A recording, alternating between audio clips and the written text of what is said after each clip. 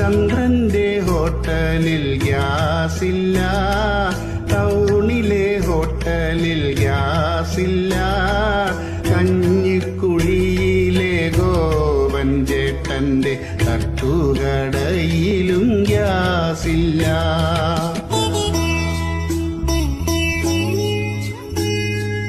അകലെയെങ്ങാണ്ടുള്ള Persian രാജ്യത്ത് അവരുടെ ശത്രുക്കൾ ബോംബിട്ടു.